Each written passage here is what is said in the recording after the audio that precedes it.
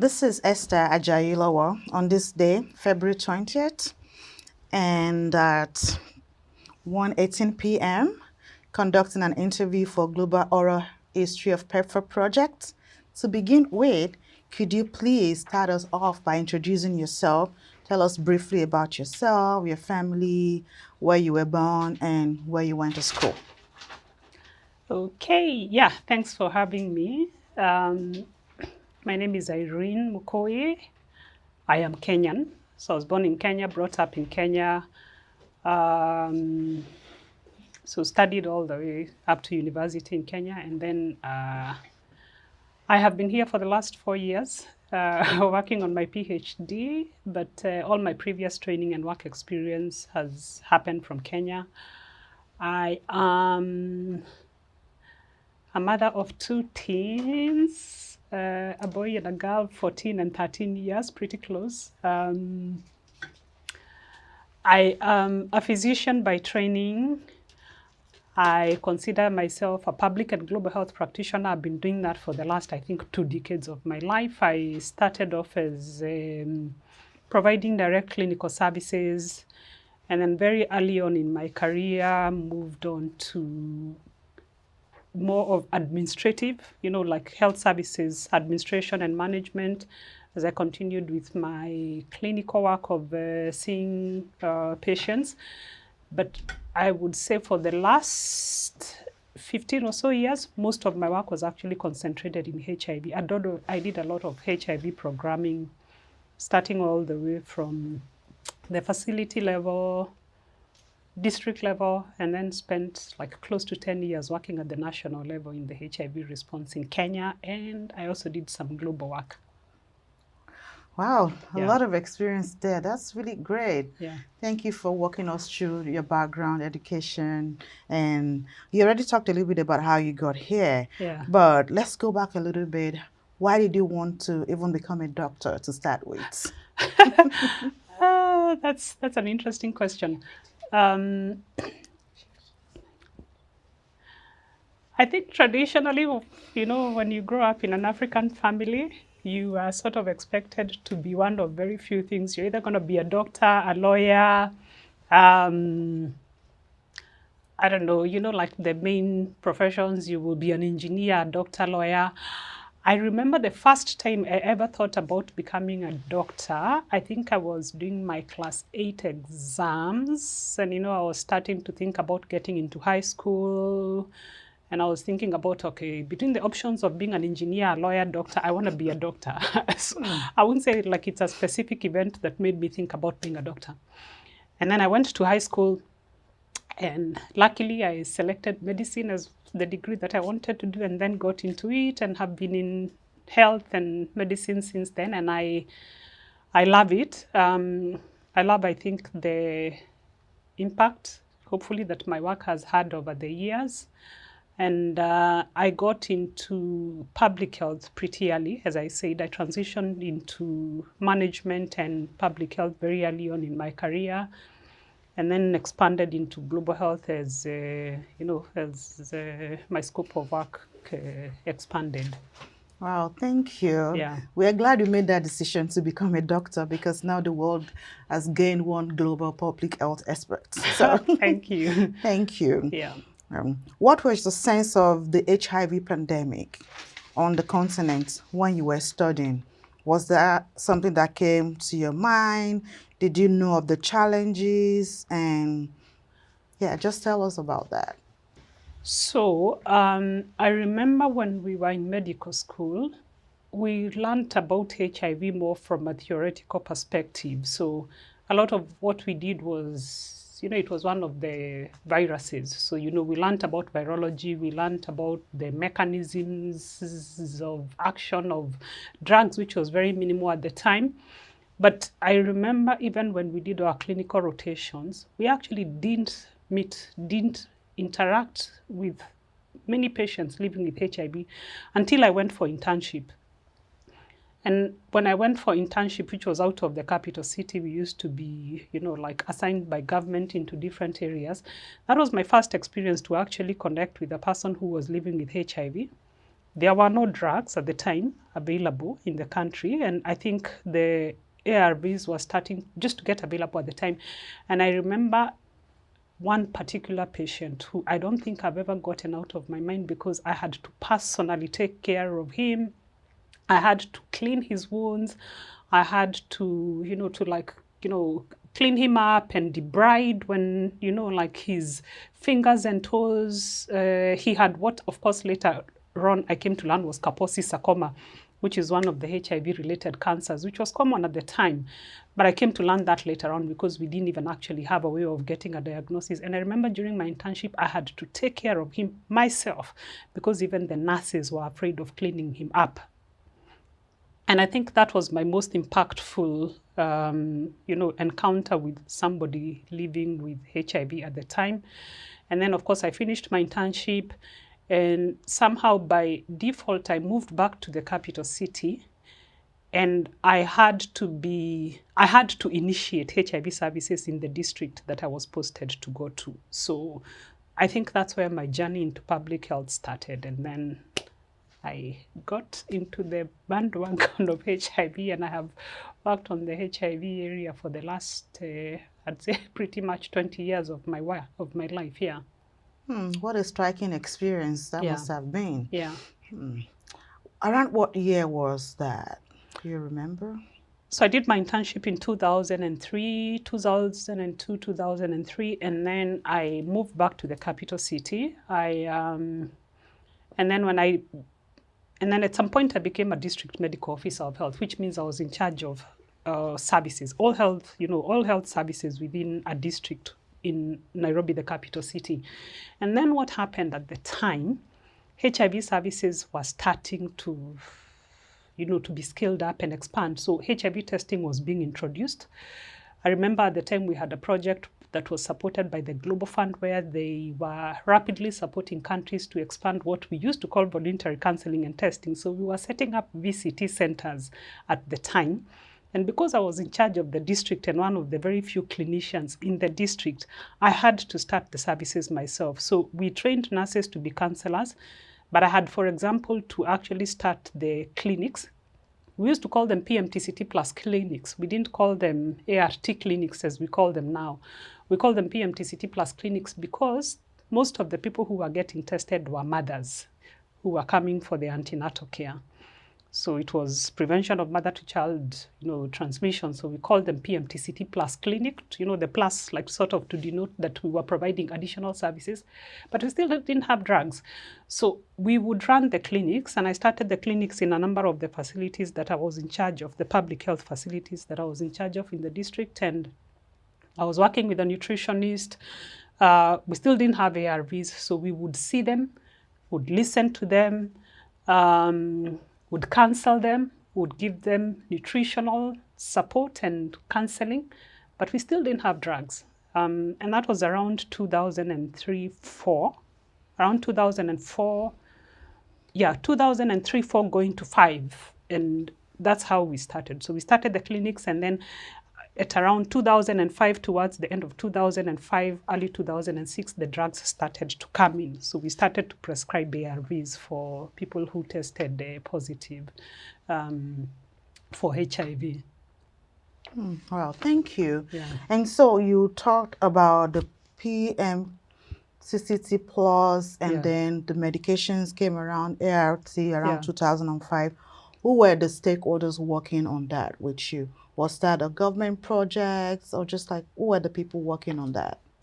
Yeah, so, of course, prior to that, there was history. There was the period when even the government didn't really acknowledge, especially in the 1990s, when the government, early in the 1980s and mid-1980s and 1990, when the government didn't really acknowledge HIV and didn't consider it a major issue. And then there was a lot of, international pressure, but also the fact that clinicians were starting to observe people with this illness for which they couldn't explain, and people were quickly deteriorating. So the country went through a number of transitions, which included, some political recognition of the fact that HIV and AIDS was an issue. So towards the late 90s, the then president actually declared, mostly it was referred to as AIDS, a national disaster. And I think that was around 1997. So that sort of mobilized a lot of action because of the declaration that this was a national disaster. There was a sessional paper that was actually developed and passed in the country, to recognize but also to acknowledge that resources needed to be dedicated and there needed to be a national response. At the time that I was getting into the HIV program, which was now in the early mid-2000s, the government had changed. There was a new president who came and declared total war on AIDS. So I remember it was interesting because there was a particular slogan of people holding hands together. The president was in that photograph, and he was the one who actually initially gave part of government resources together with the Global Fund to buy the first set of ARVs, I think around 2000 and sometime between 2002, 2004, and then PEPFAR came in at around 2003, as a part of the, Kenya was, I believe, among the first, 15 countries that were a priority for PEPFAR for the HIV response. So, right, that's great. What's this president's name? So the declaration of HIV as a national disaster was done by President Moi. He was the one who was the president at that time in the 1990s. And then in 2002, President Kibaki, when he got into power, he made a declaration of total war against AIDS. So that meant institutions needed to quickly move and come up with a response. That was the first time, I think, that we developed a national HIV strategic plan that was very clear about what needed to be done for prevention and treatment. Of course, most of the early response was around testing people and getting them onto treatment, sort of an emergency response. Now things have expanded a lot. Yeah. Thank you. Just a little bit more about the history. So the National AIDS and STI Control Program, NASCOP, was launched in the late 1980s.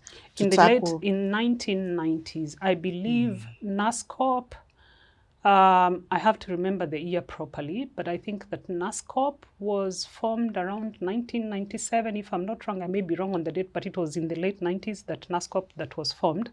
Before then, there was what was called a National AIDS Committee.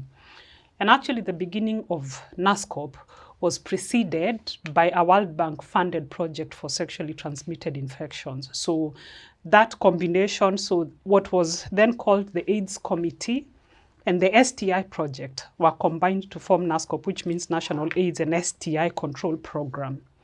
Now, NASCOP was, from the beginning, was housed became the Ministry of Health's technical lead for responding to HIV. Of course, later on, I don't remember the exact year, we then had the National AIDS Control Council, which now was overseeing the multi-sector response beyond the health sector. Oh, wow. Thank you. Yeah. That's really a good history. I love how you mapped it all up and actually told us what actually led to NASCOP, right? So thank you for that. Yeah. So what role did you think the non-governmental organizations were playing in all of this? You've talked about the government, the president, the Ministry of Health. Did you think that the NGOs were part of that at all? Oh, a lot. I can tell you, and of course my experience over the years, I've come to appreciate the role of non-governmental organizations because we worked with them a lot, So I don't remember the exact year, but for example, we had the Kenya AIDS National CANCO. I'm trying to remember what the full name for CANCO was, but we had a lot of advocacy that was actually done by, of course, the international institutions, the Global Fund, the US government, many other governments, especially from the developed world and, multilateral institutions, the WHOs, that were actually putting pressure on government to first recognize that HIV was a problem. But we also had a lot of advocacy groups that were starting to form, people who were affected and those who had understood that HIV was a problem at the time did a lot of advocacy work that actually led to the creation of the institutions, but also to the response that the government started to mount. And of course, that has continued and has evolved over the years. Oh, thank you. Yeah. Thank you. And like you said, the NGOs are always, we don't talk about them so much, but they're always significant stakeholders in any public health, global health issues. Yeah, absolutely. And also, did you think that any of the faith-based organization was also involved? Yeah. So if you even look at, of course, even right now, faith-based institutions provide a significant part of the health services in the country. They have been at the forefront of providing HIV prevention and treatment services. And if you actually look at even the initial services, first and foremost, supporting children who are getting orphaned, because of early on the HIV prevalence was high, lots of deaths of parents. The church, especially faith-based institutions, provided a lot of services, to support families. And in fact, I remember very well when we started to establish the voluntary counseling centers, which we were establishing in the late 90s, early 2000s. Many of those were actually were centered within faith-based institutions. So faith-based institutions contribute to a significant proportion, and they've been very central in the HIV response in the country. Thank you. So the PEPFAR years, before 2003, you've talked a lot about Kenya. Yeah. At that time, the West, the global North, the US included, were also starting to gain control of the HIV pandemic and all that. Yeah. Was there something you thought that they should have done before PEPFAR, like pre-PEPFAR? Can you just clarify? Was there something? What role did you think the global North or the West in general could have played in combating the global HIV pandemic before PEPFAR? That's a tricky question, because I think everybody had dealt. I think the developed countries probably had gone through the phase that we were going through at the time, but earlier. So, for example, treatments, if you look at the history of how antiretroviral therapy evolved, ARVs had become available in the 1980s here, for example, in the US. I would say probably 10, 15, 20 years before they became available in the global South, So, and one of the very famous quotes I think a lot of people tend to use is that people didn't actually believe that Africans would be able to adhere to HIV treatment. So I think there was some form of, so first and foremost, I think given the fact that the global North had already started to see changes because of the availability of treatment. I am aware that they did push for, like the AIDS denialism to end in African countries and started putting in the pressure, and that led to the changes that happened in our country. But obviously a lot more could have been done earlier, in terms of advocating, for recognition that this was actually problematic and making sure that treatment became also available much earlier to people who are living in the lower middle income countries than they did become. Because if you actually look at the history, I think treatment started becoming available about like more than 10 years later after it had already been available within the global North countries. Wow. Thank you. I know that was a tricky question. Thank you for giving it a shot and giving your response. We appreciate that. Now let's come to think more about the Kenya Ministry of Health. Within which you had multiple positions. Right. And then PEPFAR came into scene in 2003. How would you describe PEPFAR for someone who doesn't know what that is? A lot. I got into, so as I said, I started the clinics, we started the clinics. From very early on, even when I was at the district level, although I quickly transitioned and became a HIV provincial coordinator, we very quickly started to work with partners. And some of our strongest partners were was the PEPFAR funded, the PEPFAR, the US agencies that through which PEPFAR funding was being channeled. So the CDC, the USAID, we worked with the Department of the Defense programs, so we started working very together very early on. And that included setting up, for example, the structures in the district, making sure that we had coordination. Many of the HIV clinics that were actually being run early on, that responded early on, were directly supported through PEPFAR. So, and many of them were in non-governmental or, as we were discussing, faith-based organizations that were receiving support from through PEPFAR. So my experience with PEPFAR, stems from those early on years. We worked very closely in establishing coordination structure because my role was more at a coordination level, although, as I said, I used to provide some direct clinical services, but that reduced over time.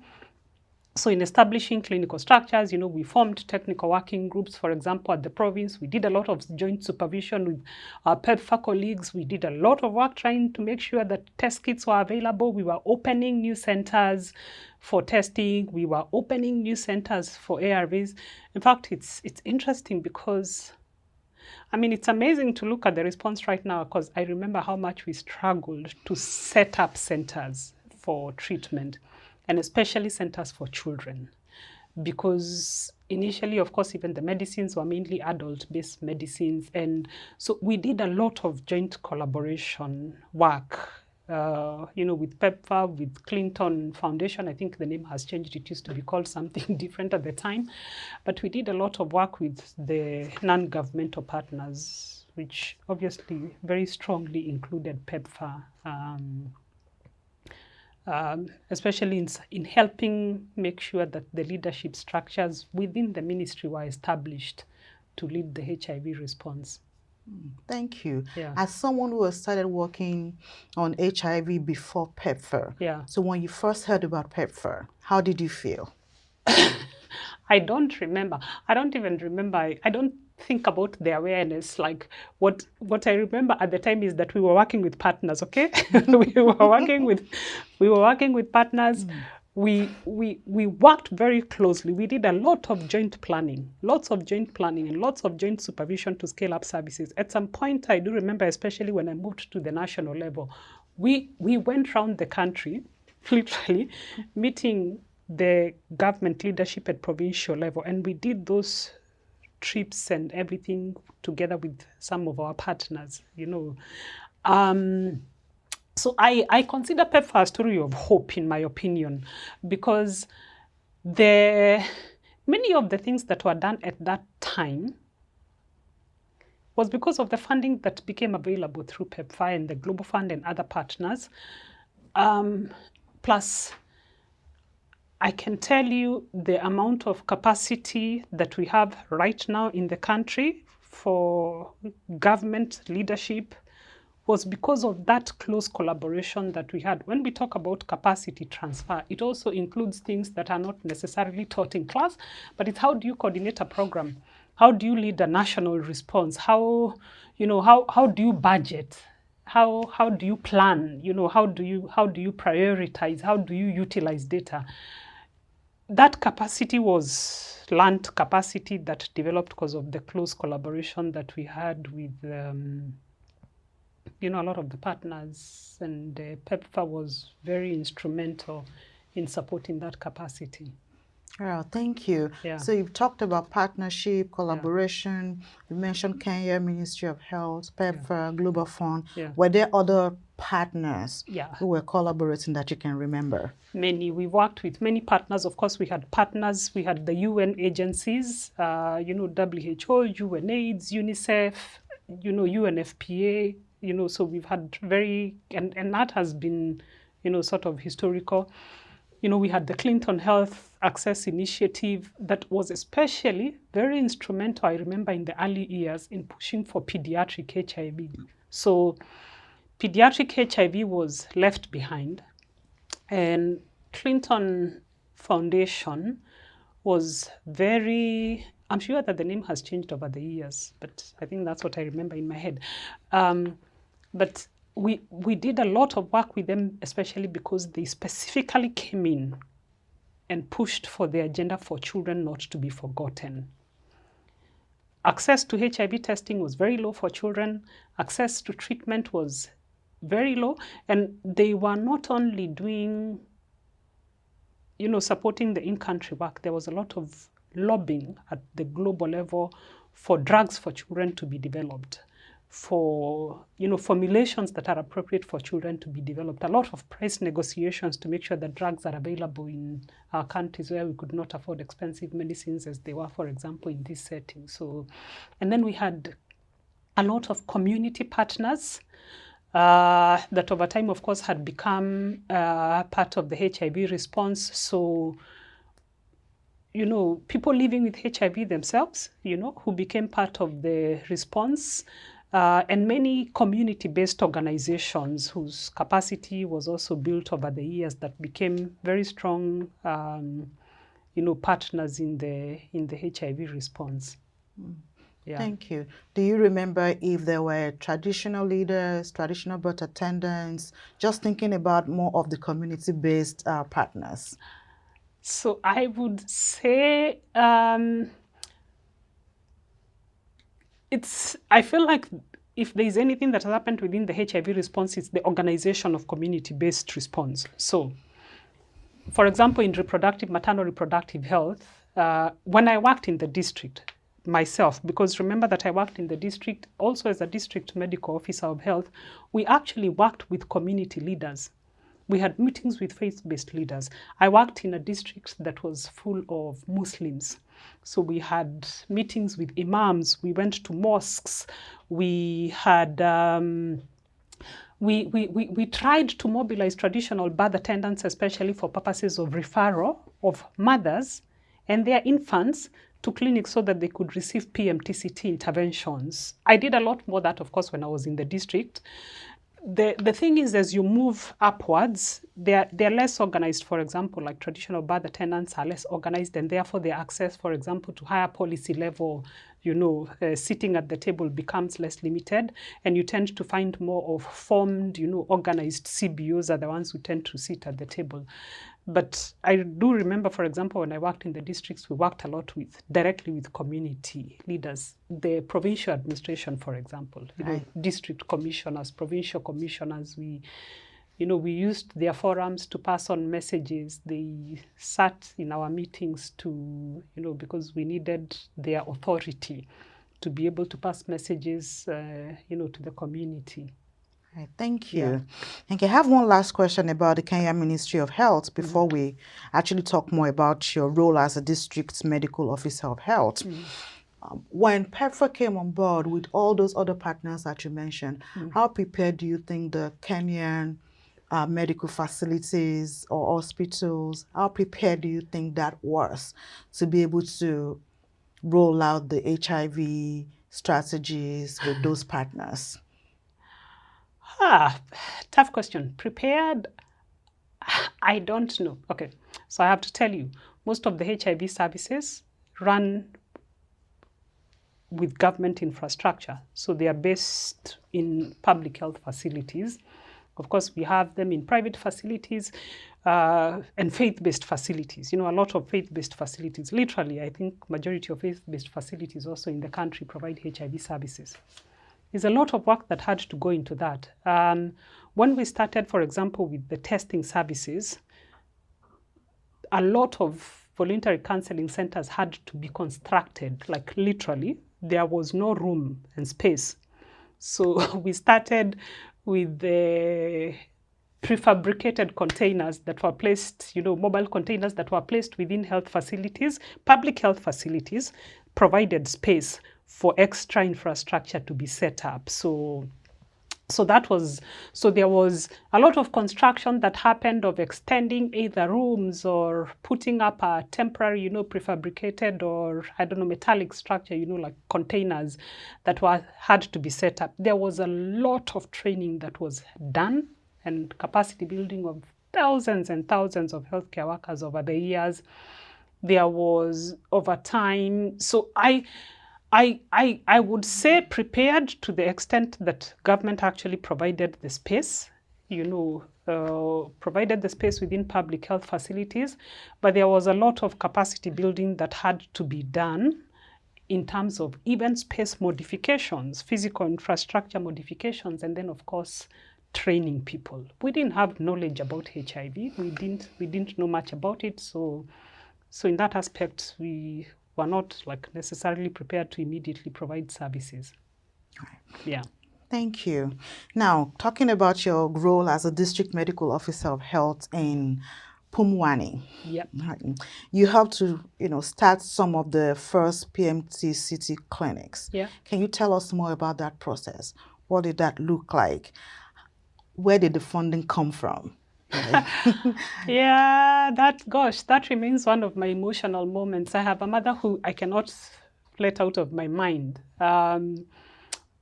We had a clinic that was based in a slum. I've never forgotten, because we had a clinic that was based in the slum area, very popular clinic, very heavily populated. It was literally surrounded by a market. Even driving to the clinic used to be a problem. And myself and our district nutritionist, remember that I'm heading the district health management team, and the district nutritionist would go to that clinic every week, because I had to rotate to different clinics to run the clinics on different days. So we started clinics on different days. So like in one clinic, I don't know, one of the clinics was called Pumwani Majengo. The name of the district was Pumwani. I had to go to, maybe on a Monday, we would run the clinic there on a Monday. The next day we would be in a different clinic starting the services. And of course, people would know that that's when the services, are happening. And the VCT, because it had been set up, the structure, the temporary structure for the VCT had been set up, they would refer now mothers to the room that we would be seated in. And I remember this particular lady because she was very young. She had just given birth, and then she had just found out that she was living with HIV. We did not have tests for babies at the time, so we could not test her baby. And she would come into the room and she would cry every single time she came. And we had nothing else we could do except counsel her and try and encourage her. I have no clue what happened to her after we left. I left the district because I moved on. The clinics expanded, we trained service providers, but I think for me that remains one of the most memorable and impactful, besides what I had done during the internship. It really made me feel bad at the time. In fact, I remember we would go back with the nutritionist and she would tell me, Dr. Mukui, I am not coming to the clinic tomorrow. Please, I need to take an off because I cannot deal with the emotions. Because there was nothing. We literally would sit there, would tell them, okay, your test is positive. We don't have drugs right now. And this particular lady was 19 and she would go home crying every single time. And I have no idea whether she survived beyond that time or not. But it felt such a relief when treatment came, because we started to prescribe treatment and you saw people change. And it was such a relief to see hope. When somebody would come to the clinic, of course it was devastating to get a diagnosis, but you see the hope they had because there was medicine. It was not a lot, because I think, if I remember very well, we used to be allocated doses, but it was so hopeful to start to see that change over time. And I left the district and transitioned to the province. So the district was still under my supervision in terms of HIV services, because I went to coordinate the provincial HIV services. And for me, it was so nice to see the numbers on treatment growing. Okay, not that it's a nice thing to have many people, but to see the numbers on treatment growing and people accessing treatment was such a comforting thing. Thank you. Yeah. Thank you. You talked about the hope. Could you tell us more about that hope? Where was the funding coming from? So as I mentioned, the initial drugs, when President Kibaki declared the total war against AIDS, they actually put in some funding. I don't remember the specific amount, but the government itself put in money to buy drugs. Global Fund put in money to buy drugs. And then PEPFAR came in and put in money to buy drugs. And then over time, that became a partnership, which has continued to date. Funding for treatment has continued to come from PEPFAR, from the Global Fund and the Kenyan government. At some point, I think the Clinton Foundation was also putting in some funding, especially for pediatric HIV, but that got transitioned to the other stakeholders over time. All right, thank you. Yeah. Talking about transition, let's transition into your role as the Provincial AIDS and STI Coordinators. Can you tell us more about that role? What were your day-to-day activities? Yeah. What did that role entail? Lots of movement around, because I became a provincial coordinator, I think, in 2006, so it was still early in the response. I had spent 2 years at the district, managing and setting up clinics, and then I moved now to a role where I was actually coordinating the HIV services within the district. Primarily at the time, most of the services were testing services. So, the most established service at that time was testing. So part of my work, so being a provincial AIDS coordinator meant you were the one telling the clinics what to do, basically telling the districts and the clinics, so making sure guidelines that were coming from the national level were available and translated, and service providers were being trained. We set targets to increase the number of clinics that were providing services. I mean, I look back now and it's interesting that we were struggling at the time, and we would sit and would be like, okay, so, these are the estimated numbers in the province. We don't have services in Clinic B, and there are people going there to ask for treatment. It was our work to make sure that trainings were happening for service providers, and we were starting services. So we had to help clinics set up the supply system, getting them onto the supply system at the time for drugs. And then we had a lot of stakeholder meetings, trying to coordinate to stakeholders. So part of my work was a lot of movement, going to different clinics, faith-based clinics, private clinics, trying to supervise them, figuring out whether they are following the national guidelines, trying to set up the reporting system, because it was still young at the time, and figuring out how many people were actually getting tested and how many people were accessing treatment at the time. So it was an interesting time, but it was also a time that we did a lot of scale up of the services within the province, and worked a lot with the maternal child health because of the PMTCT services. Did PEPFAR play any role? Absolutely. They were part of, for example, we had a lot of PEPFAR partners that were supporting the province at the time, like the ones who were supporting the health clinics, because you remember that I mentioned the clinics, some of them were directly supported by PEPFAR funding partners. Their partners were part of our provincial technical working group, which I used to convene. We had people from CDC, they used to sit in our technical working group. We had people from USA, they sat in our technical working groups. So all the planning, and over time that's been what we've done. We have this joint coordination. So everything that's decided about, okay, we are scaling up, we're introducing a new intervention, we are introducing new monitoring tools. We need to figure out the supply chain system, done with partners.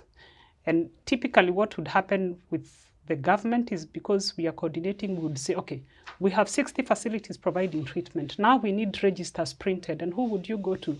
PEPFAR. They would print and do the distribution. Yeah. Oh, Simi, your role had, you working with both international partners and local partners. Yeah. How did you manage that? I don't know. I think part of it requires you to understand the place and role of every partner. So our technical working groups have always been a mix of both, including, as I said, people living with HIV, sitting in those technical working groups because they are the beneficiaries of the services, and therefore they need to talk about access and the quality of care that they are receiving. But for me, it's been interesting over the years, because I've done a lot of, I guess, that coordination. It's been interesting over the years being able to bring all these partners at different levels and making sure that everybody's interests are taken care of. And your interest as government, one, is to ensure access and equity, which always plays when it comes to partners. And because people come on the table with different with, with different interests, and it's your role to make sure that things are taken care of and balanced. Thank you. Thank you. You also worked in pediatric HIV care and treatment for NASCOP. Yes. And that was from 2007. Could you tell us more about that, your work? Yeah, so I transitioned from the province. I went to the national office where I spent the rest of my life in HIV programming. So when I first went to the National AIDS and STI control program, so now it's well established, it's running. I went in there first to coordinate the pediatric HIV, which were doing so badly. So I remember at the time, I think we had probably maybe 30,000 children on treatment. Our estimates were, the access for treatment for children was really low.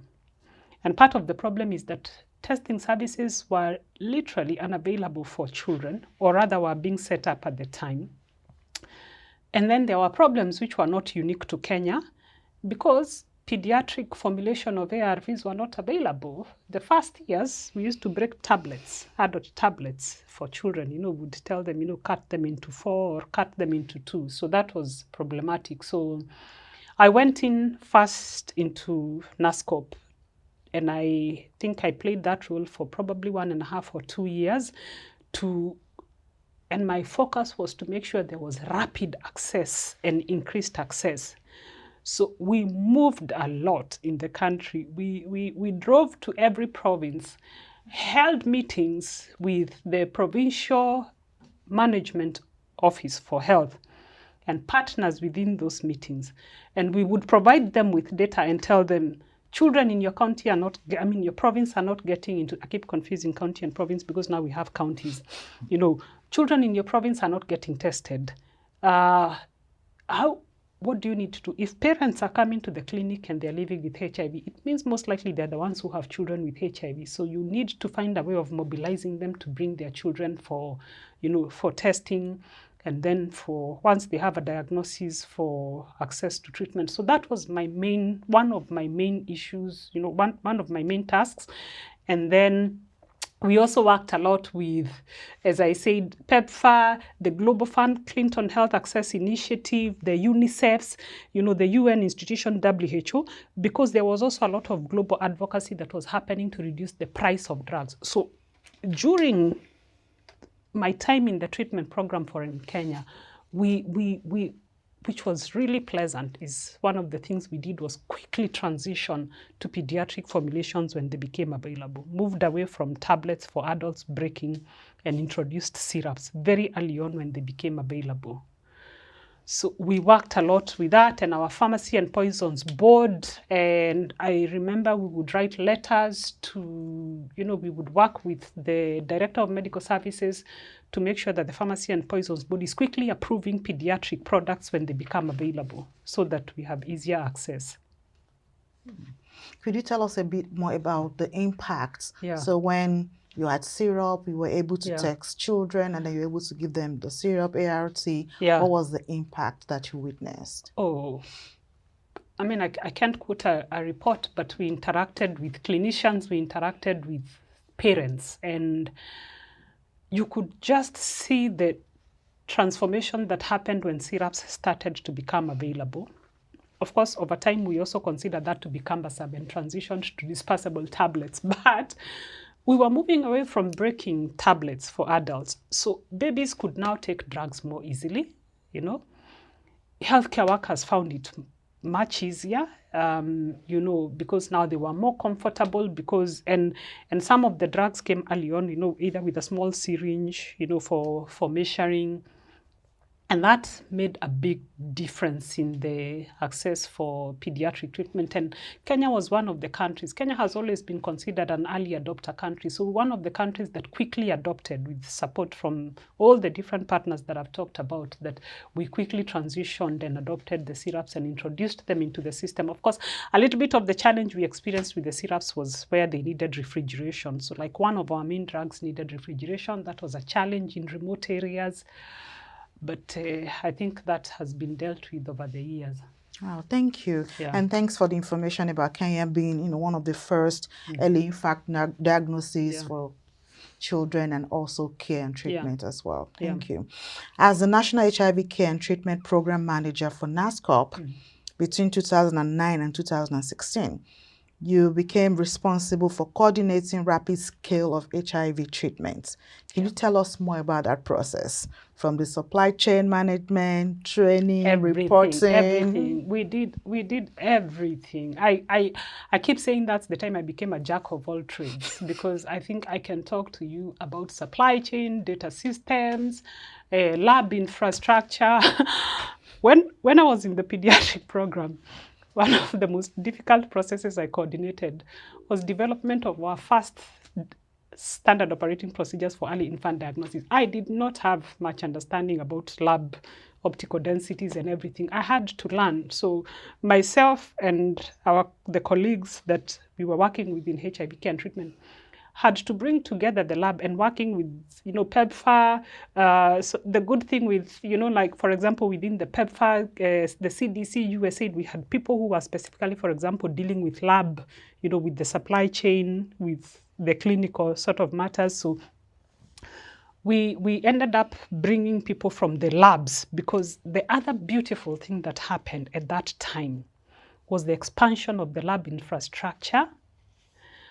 There was so much behind the scenes work that was done to introduce early infant diagnosis, the PCR testing, making sure the negotiations with manufacturers, having the equipment come into the country, setting them up in specific laboratories. And a number of those labs were actually government facilities, like the Kenya Medical Research Institute, were some of the places where the equipment was placed. I remember we were all learning at the time. And we had to bring in all these people, the lab people who do the testing themselves, to develop the first standard operating procedures for saying, okay, this is how you interpret the tests. This is what you do with, what do you call them? Like, tests that are, you cannot indeterminate, for example. This is the interpretation. This is the process for requesting for a repeat sample from the lab. So we developed the SOPs at that time. Now it's it flows naturally. But that was part of the work that we did. And then, so anyway, in 2009, I became the overall HIV care and treatment manager after the person I was working with exited. And I can say that for me has been the most fulfilling and impactful experience of my career. If I was to look back, besides starting clinics in the district, that's been the era where I have felt I got into the program when we probably had about maybe 600,000 people on treatment at the time. And I think by the time I was leaving the role, we were close to 1 million people on treatment. The program was established, but there were changes that happened. So the lab infrastructure, so viral load, for example, we introduced CD4, massive infrastructure for CD4. And then we also transitioned to the viral load testing. So we were quickly adopting guidelines. Part of my responsibility as the program manager was to facilitate the process of translation of whatever evidence and guidelines that came from WHO. So convening the guideline review meetings, discussing what needed to be changed. So I think by the time when I was the manager, we probably changed the national guidelines at least 3 times.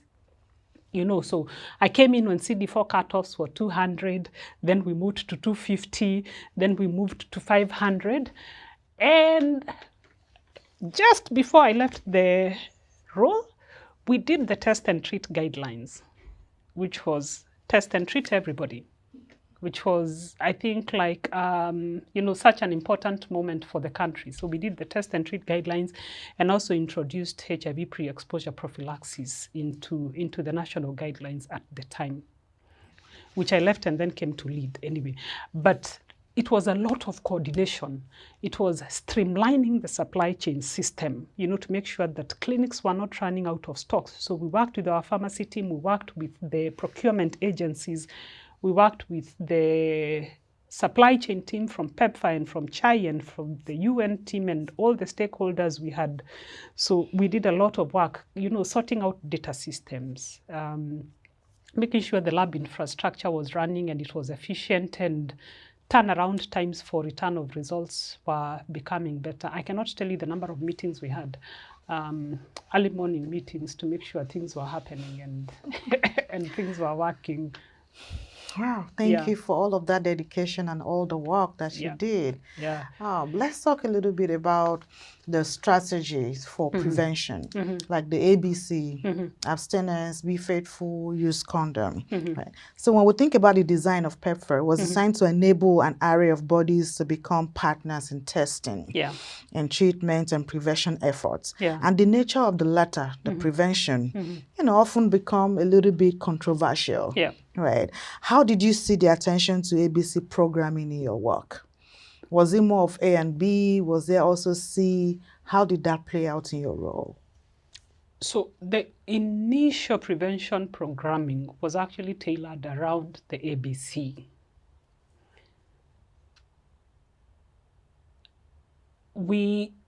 Our messaging was actually around ABC. Abstinence, be faithful, and if you cannot be faithful, use condoms. That was the common framing that we used. So abstain, be faithful to one, hopefully faithful partner, and then if you can't, use condoms. Condoms have always been controversial, but that was the focus of the initial HIV prevention. Literally. So even the funding and support that also came from PEPFAR for HIV prevention and the other partners, that was the focus of prevention. So test first, get to know your HIV status. Test. At some point, our recommendation was literally to test everybody. Everybody should just walk into a VCT and test themselves, and then the ABC.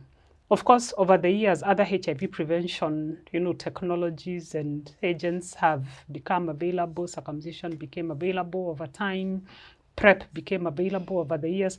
But the initial focus of HIV prevention was a lot of public messaging, lots of condom campaigns.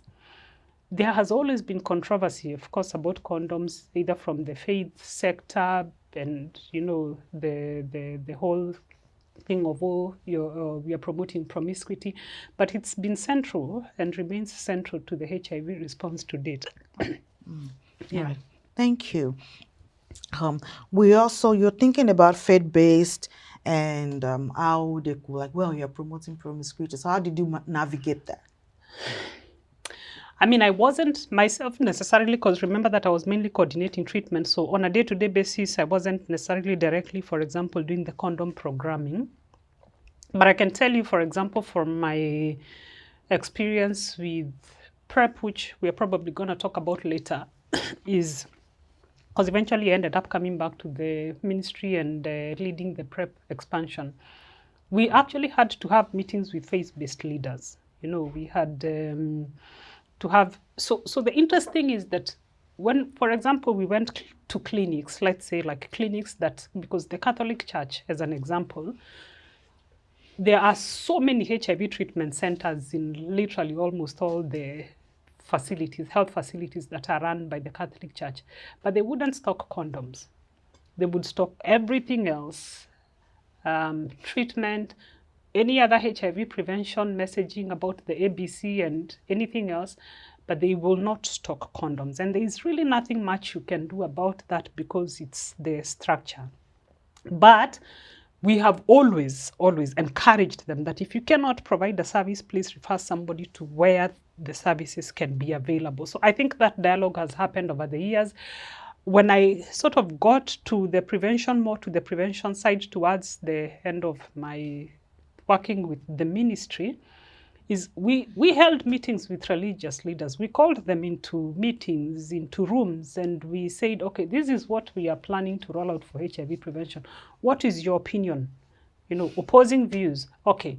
And we would set the record straight that this is how this works. There are people who are actually vulnerable. There are people who are vulnerable. There are people who are in serodiscordant relationships. In fact, I remember at one time, one of the Catholic bishops sent out very hopeful messaging saying, for example, where partners are serodiscordant, the use of condoms is okay. to prevent transmission to the uninfected partner. So, and I think that was because of a lot of the advocacy work and the, the connection that had been done between the government and different partners in the faith-based community. All right, thank you. Yeah. Thank you. So when you also think about, we have our own, on the continent, our own local and indigenous knowledge system. Yep. So when you think about all of the strategies for prevention, testing, and treatment of HIV, how would you say they incorporate local and indigenous knowledge systems? I don't know if I understand your question. Maybe can you just... Okay, what do you have in mind? So when you think about the prevention treatment, it seems to be like, well, all the international partners, were they the ones just dictating how to go about it, how to do the promo, or were you also thinking about indigenous knowledge systems and tapping into that? Yeah. I mean, one of the things I loved when I worked in the district is that we held what we call barazas. We attended what we used to attend, I mean, for many different services, including HIV, messaging and everything. But we had, we went to what we call barazas. Can you tell us what that is? What is baraza? A baraza is a what? It's like, I don't know, you gather people like within a shopping center. It's a Kiswahili word, but I'm trying to figure out what the English translation is. But it's, like the chiefs, like the local chiefs, they would call this gathering to pass on some government messages, usually used by the provincial administrative system, like the administrative systems, and that's where they would talk about security issues and, in the village or in the community. So we used to attend a lot of those barazas. I did attend those barazas. And even when I was at the province level, less when I was in the national office, but we went there to pass messages and hear back from, from the community.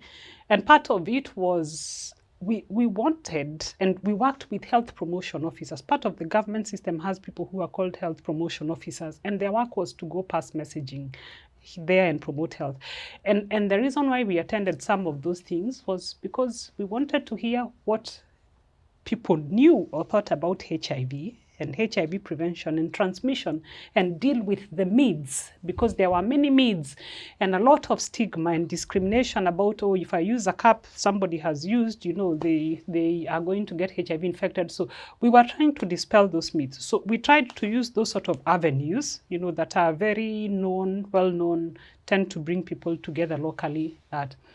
But we've also had instances, and I don't remember exactly the year, it's famously called the Loliondo thing, where we had people cross over to, I think, was it Tanzania, and stop treatment to go and get herbal cure for HIV.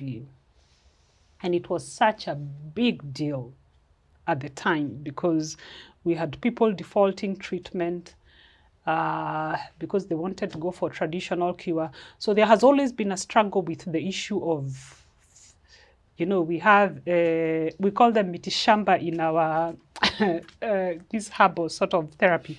So there's always been a little bit of that conflict. There's always been that conflict, and trying to educate people that this has not been proven to cure. You need to adhere to your treatment. If you're taking other supplementary, let it be supplemental, hoping it doesn't interact, because that's part of education. It doesn't interact or interfere with how your medicines work, but it's not going to cure your disease. It's not known to cure your disease. And I can say, for example, we reached out to the people who prepare some of those things. I think at a local level, I'm sure there were efforts to do that, but there's always been that conflict with around herbal cures, Wow, thank you. Yeah. I really love your example of barazas. Yeah. And then also thinking about how to navigate the friction between indigenous medicine, herbal medicine, and the treatment, the ART that you're trying to offer. Yeah. So thank you for that. I just want to follow up talking about indigenous knowledge systems. Does the Ministry of Health recognize or collaborate, with like traditional medicines? Because talking about those myths and knowledge systems that people would want to follow, in the midst of their biomedical treatment. So was there like an official recognition and working partnership with the traditional healers, for instance, so that they could be able to say, like, for instance, these and these kind of signs, if you have a patient, this is definitely HIV referred, don't even try to treat. What was the partnership with the local medicine and therapies in Kenya? Okay, so I don't want to misrepresent the government's position. So I have to. We, for example, part of the Kenya Medical Research Institute, which is a government, it's a government autonomous body that basically their work is to lead research, actually does have a center that deals with traditional and alternative medicine, which to me is actually an acknowledgement and recognition for research purposes, an acknowledgement and recognition that they play, that alternative medicine, plays a significant role and has to go through the process of proper research. And we've had instances where, people have come and I remember, for example, when we were in the HIV program, we would get proposals from, people who would come and tell us, I have this medicine, we have tested it, it works, and would be like, it needs to go through the normal channel, okay? It needs to go to KEMRI, for whatever investigation, testing, etc. Only then can we sort of make that declaration that it works. So we've had many instances of people coming to show up. Within the ministry itself, I'm trying to remember, but I believe there's actually some division. I don't know whether it's within a division. I don't want to misrepresent. That is actually supposed to be looking at the issue of traditional medicine and alternative therapies. In our interactions, for example, when we had our meetings, we didn't necessarily, for example, have traditional healers sit in our technical working groups or anything like that. But part of the communication that needed to go out was the need, that especially that was expected to happen on the ground, was the dialogue to do with that. But I still think it's one of the areas that needs a lot more work and intentional collaboration.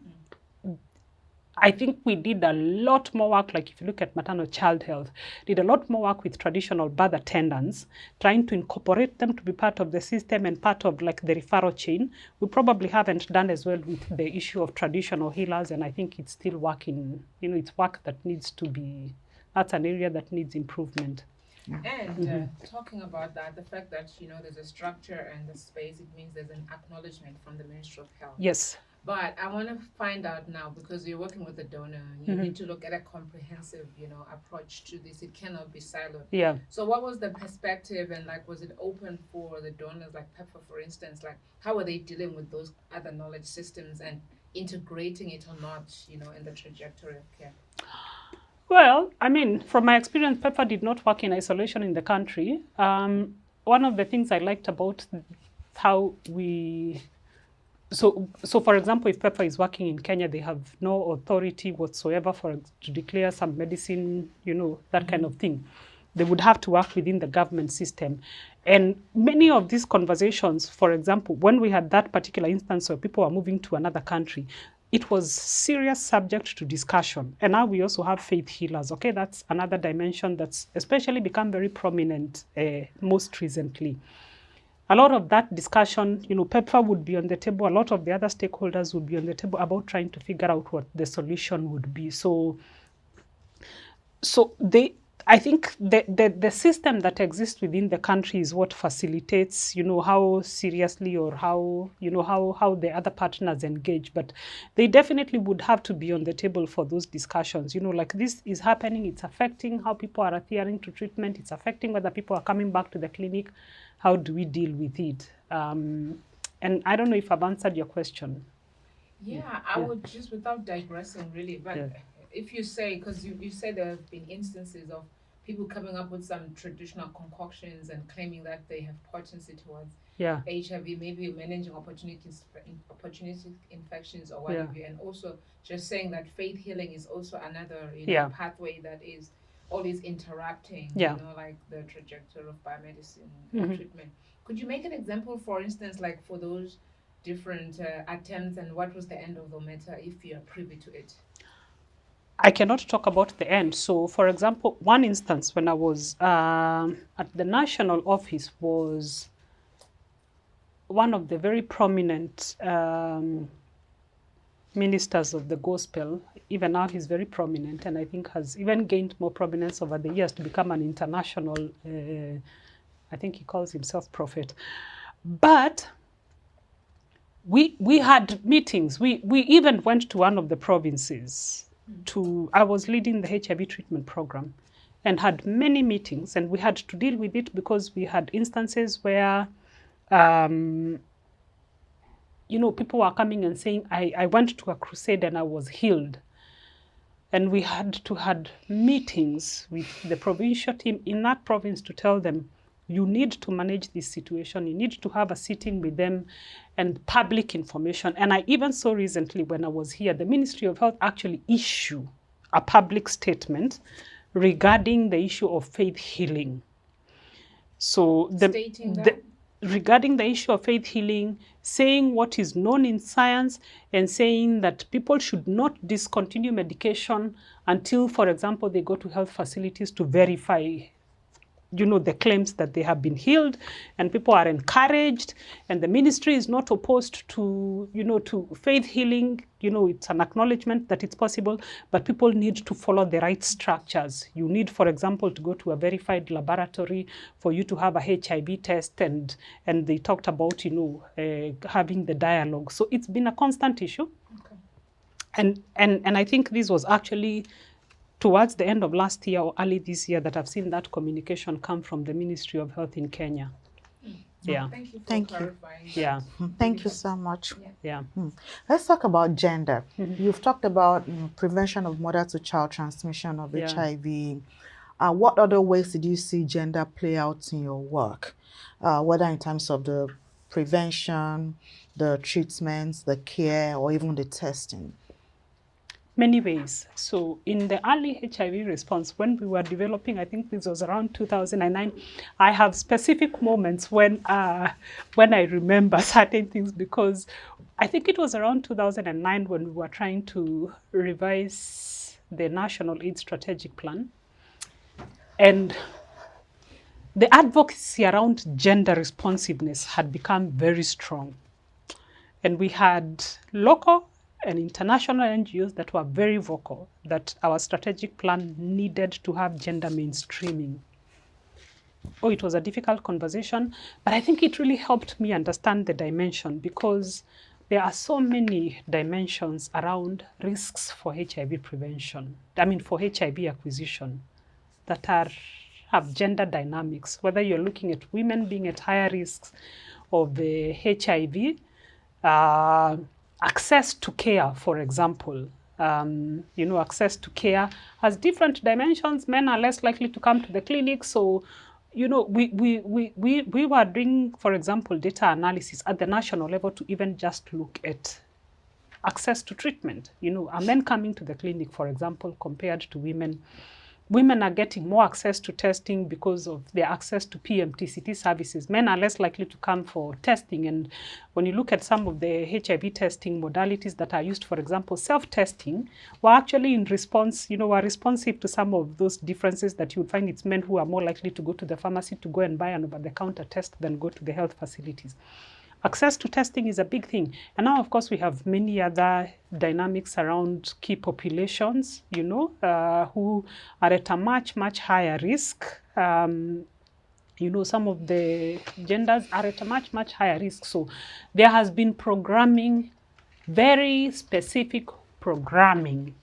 Kenya HIV program was one of the lead programs in establishing key population programming in the country to be able to respond to the high risk that some of the key populations, and some of the genders that are at high risk of HIV. So it's pretty much in the center of everything that's done. And if you look at all the national strategic documents right now and how the response is being structured, it takes that a lot into consideration. Did any strategy relate to maybe sex workers, men having sex with men, Yes. LGBTQIA groups? Did you experience any strategies targeted towards those groups? Kenya has one of the strongest key population programs that was started very early on. And many countries have actually come to learn from Kenya how to establish the program. So the national aids, and that was established within the Ministry of Health with program management, with centers that were catering for the key populations, with integration of HIV prevention services, STI control services, HIV treatment, management of drug, dependency, because of people who are injecting drugs. Kenya runs multiple clinics for example, methadone substitution and management and, trying to do that. So it's been very central. There are multiple policy documents. It's acknowledged very much so that you have to deal with that for you to reach epidemic control. So I think we probably have one of the strongest programs in Africa on key populations. Thank you. Yeah. Thank you for talking about the strategies, the policies for those key populations. Yeah. How would you describe the impact, though? I mean, if you look at the overall, first, access to services has been quite good, over the years. Of course, right now, there are many things happening that may affect, may impact that. There was very deliberate effort to try and create those structures, especially to deal with the stigma and discrimination issues that affected the access to services in the other clinics. So that's been, so we had drop-in centers, for example, many drop-in centers that were specifically targeted, many of them led by community-based, being implemented by community-based organizations in partnership with the government and supported by the donors. But I forget something else I wanted to say. It escaped my mind. I'll probably come back to it. Right, thank you. Yeah. So thinking about the impact for key groups, maybe thinking about women, if they were more, susceptible to contracting HIV from husbands or young girls, adolescent girls.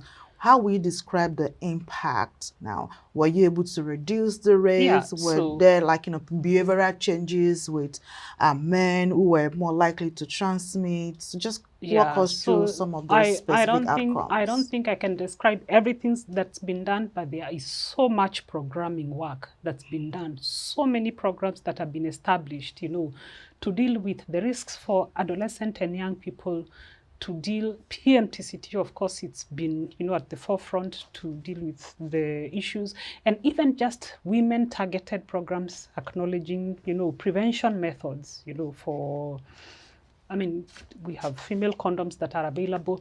So there's so much programming, so much policy support that's been there, and even resources that have been put towards dealing with the specific risks for certain subgroups, be they women, mobilization campaigns that have been done for men because they are not coming for testing and accessing treatment, for key populations themselves. We've had the government has a specific strategy for adolescent and young people, to deal and establishment of adolescent and young people services. It's really, there's a lot going on.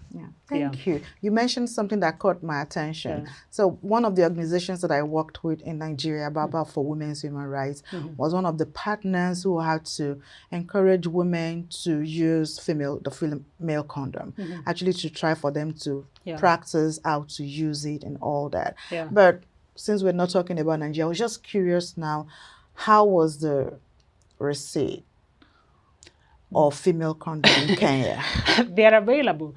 As to how much, well, they're part of the condom programming. So for example, the HIV program procures both male, of course, way much more male condoms than female condoms.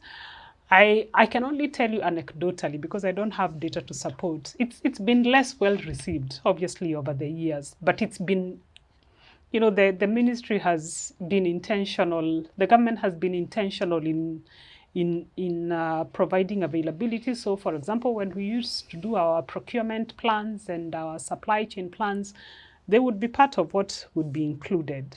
I mean, maybe not enough, but anecdotally, they're less friendly, they're less used, but there have definitely been programs trying to encourage the use of female condoms and empowering women, to use women-targeted products, yeah.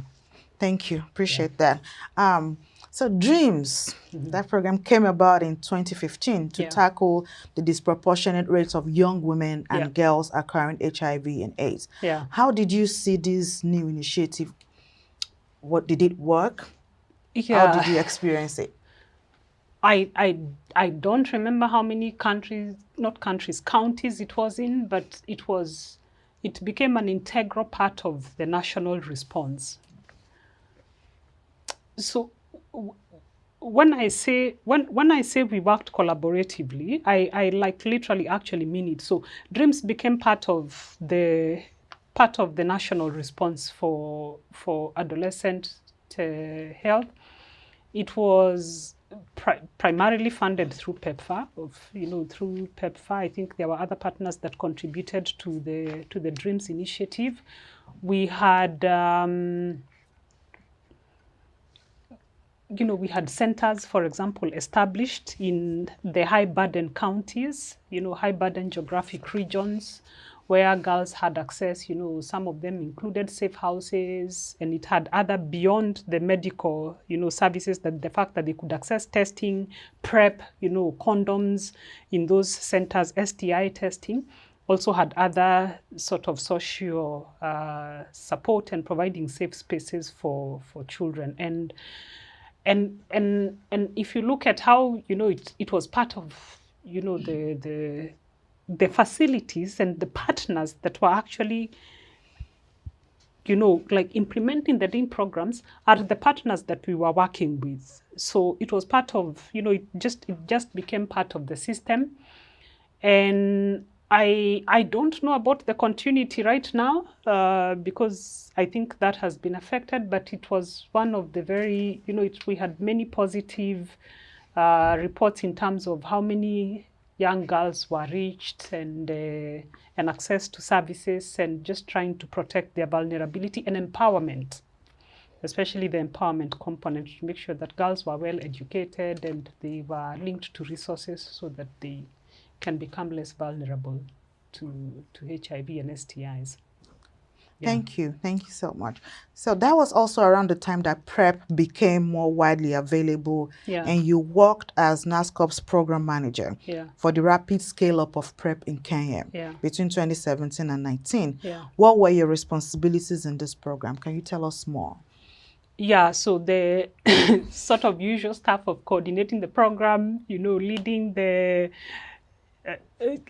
first I was the program manager when we integrated PrEP into the national guidelines. So the adoption, I was leading so what we did is our guidelines stopped being HIV, being use of antiretroviral therapy, ARVs for treatment, to ARVs for prevention and treatment. So we actually relabeled the guidelines for use of antiretrovirals for prevention and treatment. And that allowed us to include PrEP in 2016. So that's when we launched PrEP and adopted PrEP officially in the country as one of the key prevention. But there's a lot more preparatory work that had been done, including modeling to see what the impact of PrEP would be, mapping partners, lots of stakeholder engagements that had happened. And the way Kenya and my role when I came in to coordinate was obviously to do the national coordination, put together stakeholders, chair the national and convene the national technical working group, make sure that service providers in the clinics had proper guidance. So we developed manuals, we developed the monitoring tools, we worked with the supply chain to, as I said, we were always quantifying how much PrEP is going to be needed and working with service delivery points and the counties. So providing the leadership pretty much, like when you're working at that role, part of your work is to provide the leadership and coordination and multi-partner coordination. Thank you. What were some challenges, if at all, that you experienced during your work on PrEP? PrEP is interesting and challenging at the same time because it's prevention, you know. And unlike treatment, which I worked with for many years before that, the motivation to stay on PrEP is, you know, up and down. Okay, people feel at risk today, tomorrow are not at risk, drop out of PrEP, don't come to the health facility to report. So we scaled up. Initially, our PrEP scale up started among serodiscordant couples, so where one person is living with HIV and the other one is not, for which there is an actual motivation because this is a constant state of possible exposure. So we saw, for example, adherence and staying on PrEP was more likely to happen among people who are in serodiscordant relationships. One of our biggest challenges with PrEP has been the continuation of PrEP, and I think that's been documented globally about people dropping off very rapidly. So people would come on, start the first month, don't show up the second month. It's been a big challenge trying to figure out how to engage them, because I think for prevention methods, it's much harder because it's really dependent on the person perceiving themselves to be at risk and to keep engaged with the system. So that's been one of the biggest challenges. But the way Kenya scaled up PrEP, what we did when we were writing the guidelines, we decided for purposes of making sure we do not stigmatize PrEP, we worded the guidelines in a way that it was anybody at risk, regardless of gender, regardless of age, you know, like, of course, there's issues of consenting for services, but regardless of gender or subpopulation, if you were at risk and there was a criteria for risk assessment, then you could have access to PrEP, which I don't think is what happened in every other country. Some countries had the same approach, but there were some countries that specifically said, we are giving this to men who have sex with men and female sex workers and people who inject drugs. We avoided that approach, although we knew that they were going to be part of the main beneficiaries, in order to deal with not to stigmatize PrEP in itself as an intervention is only meant for those people.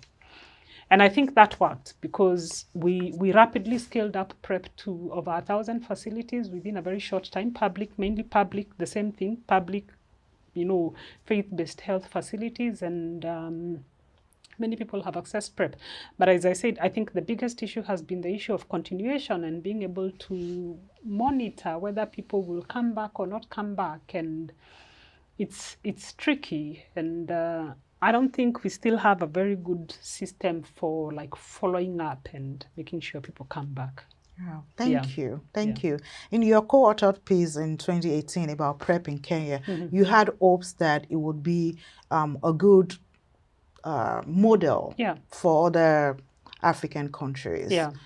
How did you see that play out?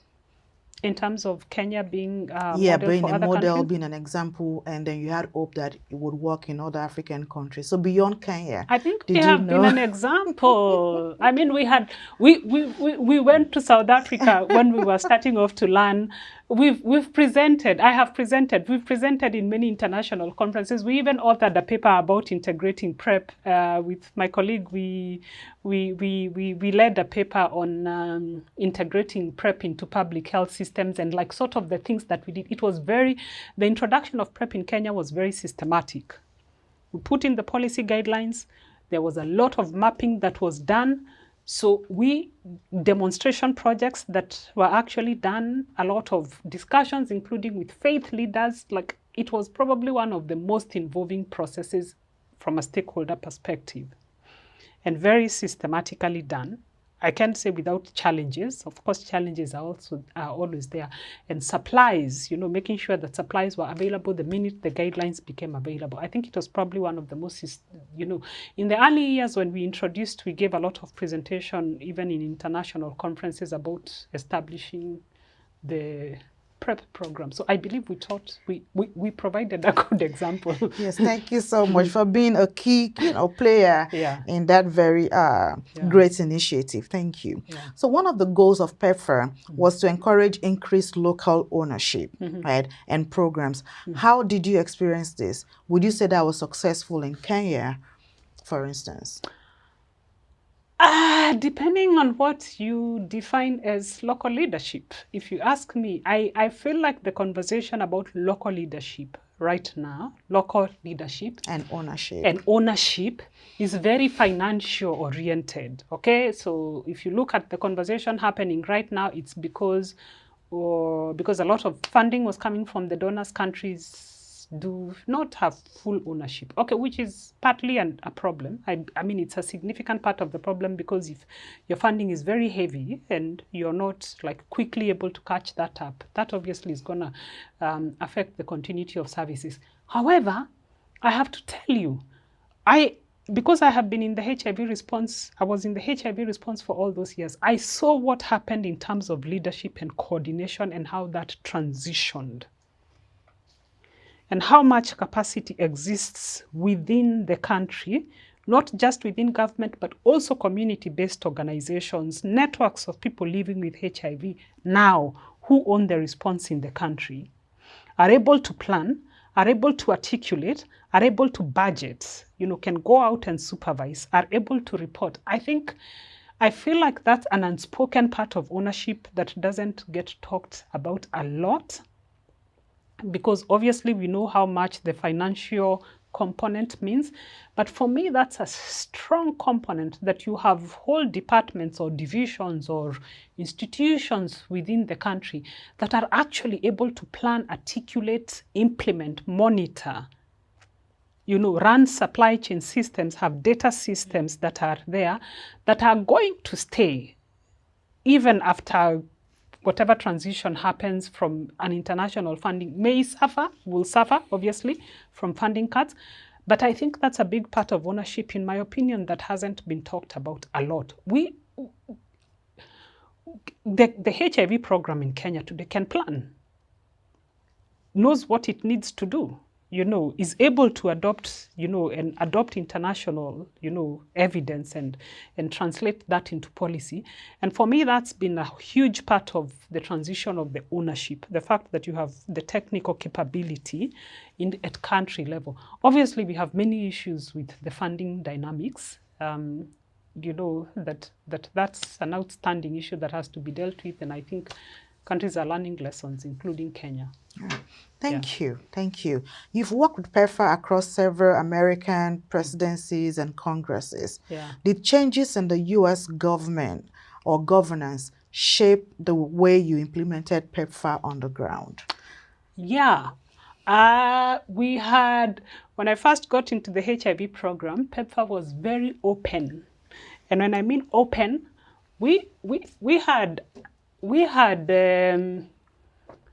so we were working with very strong NGOs at the time. Of course, PEPFAR supported NGOs, very strong. They were part of all these technical working groups and the whole coordination system, and were reporting to government, and they are supporting clinics, because partners didn't own their own clinics. They were supporting government-run clinics and faith-based run clinics, so local infrastructure.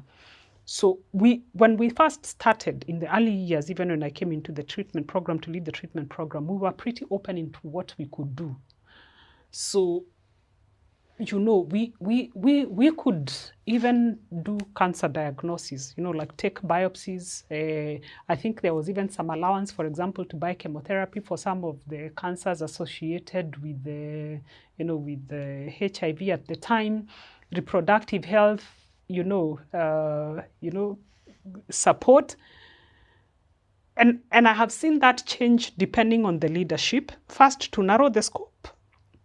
I think there were moments when the scope narrowed, and I can't say like during which administrations, but we saw what happened, for example, with over the years with transitions like PEPFAR funding cannot be used to support certain reproductive health services anymore.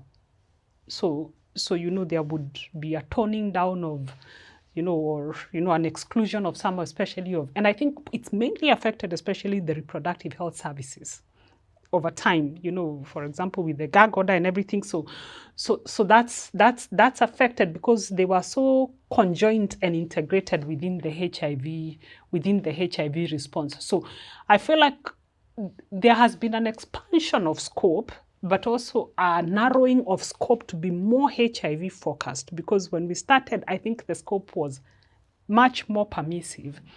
And while the number of interventions within HIV have increased, the scope has become more narrowed towards HIV over the years with different changes in administration. Wow. Yeah. Thank you. During this time, you've also served on WHO Steering Committee on Drug Resistance. Can you tell us briefly about that? Yeah, I was, of course, by the nature of my position within the Ministry of Health, I was leading the HIV treatment program. WHO and many of the other partners were supporting countries to start thinking about monitoring emergence of drug resistance. So we attended many meetings and had many discussions that were initially primarily convened by WHO for countries to know that, hey, you are scaling up treatment to all these people. Not everybody is adhering. People are dropping out, coming back. Drug resistance is becoming a problem. So part of my work included coordinating the development of the first national strategy for HIV drug resistance in the country, setting up surveillance systems for HIV drug resistance in the country. So we developed protocols for monitoring acquired drug resistance, transmitted drug resistance. We did a number of national studies, which, we had to lead the development of the protocols. Of course, we were working together with the different partners, and funding was coming from different areas, from the Global Fund, from WHO, from PEPFAR. I was very happy because one of the things we also did early on, as more people got onto treatment, is we set up the system for drug resistance testing in Kenya.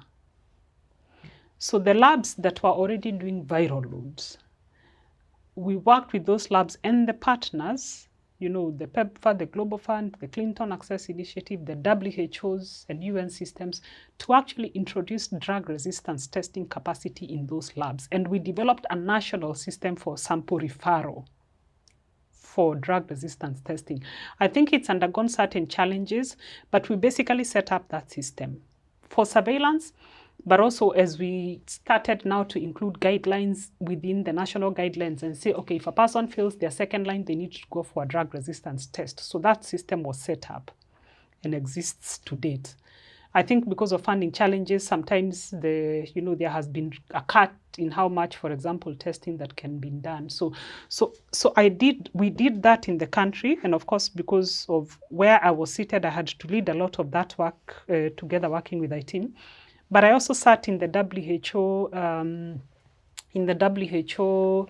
HIV resistance network, the HIV ResNet, the resistance network group. And I had the pleasure of co-chairing the group for, I think, a period of 5 years between 2018 and 23 or something like that. When I transitioned here, I could not do that anymore.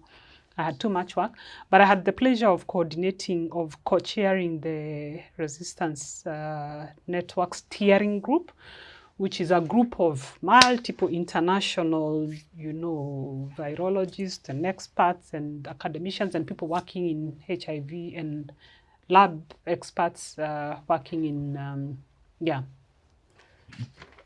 Thank you.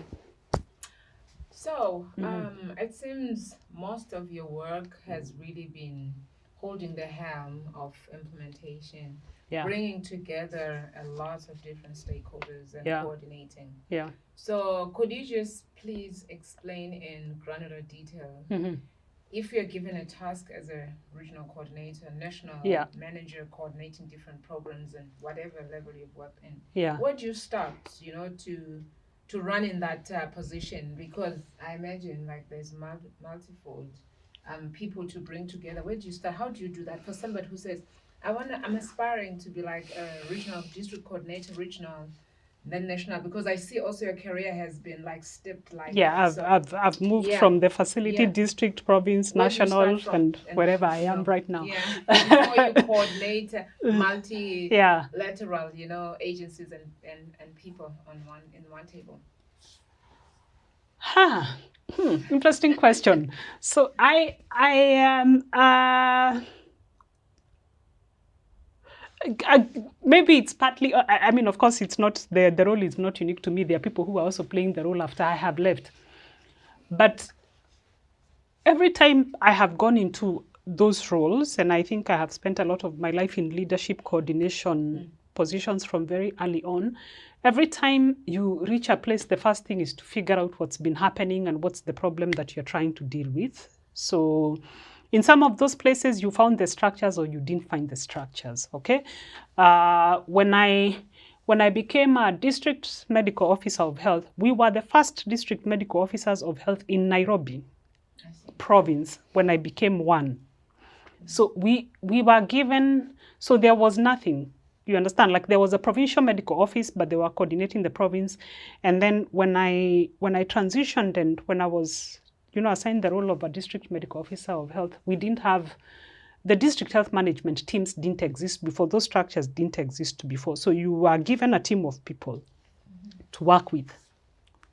So the first task, of course, besides understanding what your responsibilities are and being given your terms of reference and being told what you do, is bring people together to first figure out what it is that you're supposed to be dealing with, what are the terms of reference, who takes what responsibility, who are, you have a team.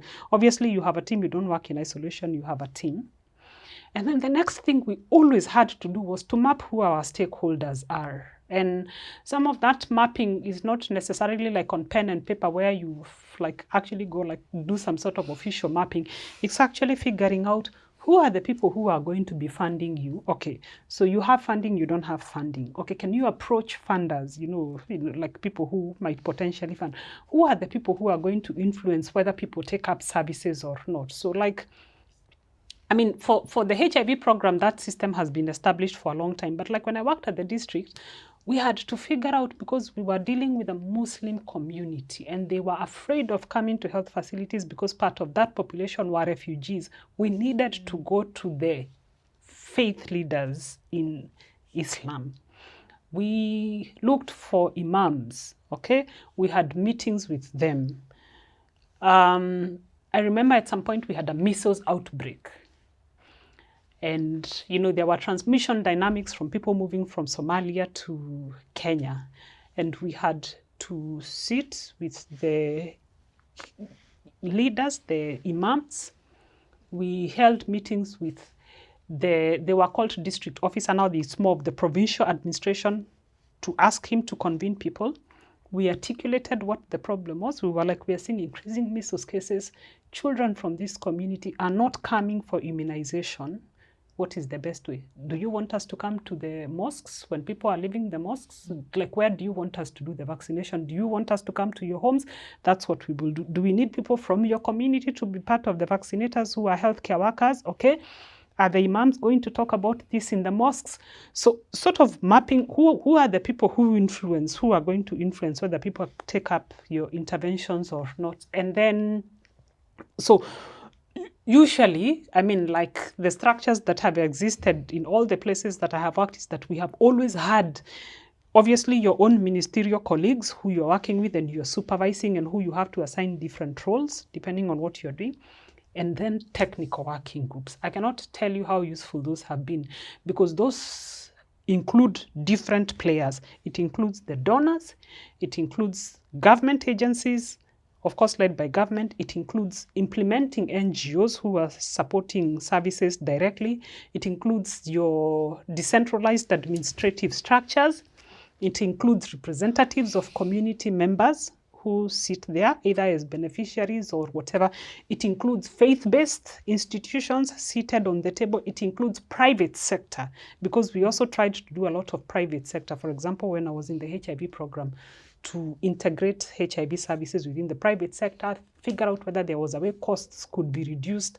We did a lot of that. So it includes so many players, some of which it includes academic institutions, the people who are doing the research themselves, sat on the table so that they could understand what our problems are and if whatever research they're doing is important. So bringing all these people together, setting up the coordination structures, doing a lot of work planning, okay, and budgeting, working a lot with your supply chain partners and your regulatory for example, for the medicines, because we needed medicines registered, we had connections with the pharmacy and poisons, like board, who are the ones who register medicines. So it's a lot of the, what would I say, diplomatic work. Yeah, that's the word I was looking for. It's a lot of diplomacy that you have to do to make sure that you're understanding what people are doing. You spend a lot of time thinking through priorities, looking at data. And I don't know whether I've answered your question, maybe a little bit. Yeah. No, you have. Yeah. Thank you so much. Thank you so much. Now, some people have questions about some disparities and imbalances that exist or may exist between nations and the international partners or funders when you think about HIV programming or global health in general. Did any of these show up in your work? How did you think about the autonomy of the Kenyan government versus PEPFAR and other international donors around HIV programming? That's a political question. It's always been there, because, please, as much as this work is collaborative, and I believe we worked very collaboratively, because I don't think there is a time we made any major decision without having partners on the table. Okay? And agreeing that we are first and foremost, all of us operating on the basis of interests for the person who is the end recipient. So the client, the patient, has to be the beneficiaries of whatever decision. So if you start on that basis, then hopefully our interests will align. I think the biggest imbalance has always come because of the financing perspective. Because, he who has the money is going to have a lot of influence, either in supporting your agenda or not supporting your agenda. So we have seen, for example, interventions that have been quickly adopted, gone through an accelerated, for example, adoption, because the donor had specific interests and was very keen to support those interventions. We have also seen interventions that have been much slower to adopt because nobody had funding, regardless of the willingness of government and to provide equity. One of the most difficult seasons I remember we went through was at some point when PEPFAR was doing the pivoting. And I think a lot of African countries went through that. And our stance as government at the time was that we are primarily driven by the need to ensure equity, regardless of whether you're dealing with a county that is low burden or high burden, services must be available. But PEPFAR was clear. We are going to reduce the amount of support we provide to low burden counties, for example. We are not going to put as many investments in capacity building, in supporting infrastructure, while our interest was that we remain standardized, in terms of the support that we provide. So those conflicts arise, and it's based basically on power imbalance, which, in my opinion, is oftentimes driven by who is doing the financing. So if government is unable to plug that gap, then you remain disadvantaged. And I think there's, I cannot tell you the number of endless conversations that we used to have a lot of times, especially during the pivoting discussion, saying we have to come to a compromise. We cannot completely, for example, remove services in this level. We understand the scale might be this reduced. We probably need to go to somebody else who, to another partner who can probably try and plug in the gap, or government itself has to put in the money. Okay, while you focus on high burden, interventions. So I think those differences still exist, and the power dynamics change depending on who's paying. Yeah. Thank you so much. Across the positions that you occupied, you also continue to publish research findings. Yeah. Right. And would you tell us more about some of your research findings?